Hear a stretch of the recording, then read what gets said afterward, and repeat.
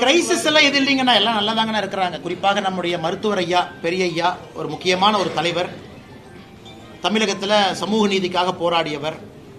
இந்தியாவில் எத்தனையோ அரசியல் தலைவர்கள் இருந்தாலும் கூட நான் வாழ்க்கையில் பார்லிமெண்ட்டுக்குள்ள அசம்பிளிக்குள்ள போக மாட்டேன் அப்படின்னு சொல்லி அரசியல் செய்யக்கூடியவர் பெரியவர் டாக்டர் ஐயா.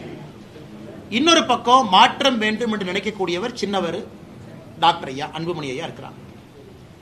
ரெண்டு பேரையுமே நான் எப்படி பார்க்குறேன்னாங்கன்னா, ரெண்டு பேரும் முக்கியமானவர்கள், இந்த காலகட்டத்திற்கு முக்கியத்துவம் வாய்ந்த தலைவர்கள். அதிலும் குறிப்பாக அன்புமணி அண்ணங்கிட்ட எனக்கு ஒரு நல்ல ரிலேஷன்ஷிப் இருக்குது. காரணம், நிறையா பேசியிருக்கோம். தமிழகத்தினுடைய அரசியல் மாற்றத்தை பற்றி பெரிய கனவு வச்சிருக்காரு. அதனால் இது ஒரு இடத்துல சின்ன மனது வலி இருந்தாலும் கூட இது எல்லாமே செட்டில் ஆயிரும், இது ஒரு பெரிய இஷ்யூ இருக்காது. அப்பா பையன் ரெண்டு பேரும் மிக விரைவாக ஒரே நேர்கோட்டுக்கு வந்து விடுவார்கள் என்கின்ற நம்பிக்கை எனக்கு இருக்குது. காரணம், ஒரு வலிமையான இயக்கம் அது, இரண்டு பேரும் வலிமையான தலைவர்கள். அதனால் இது மற்றவங்கெல்லாம் பார்க்குற மாதிரி இது ஒரு பெரிய இஷ்யூவை நான் பார்க்கலீங்கன்னா இது சப்சைட் ஆகிருங்கிறது என்னுடைய கருத்து.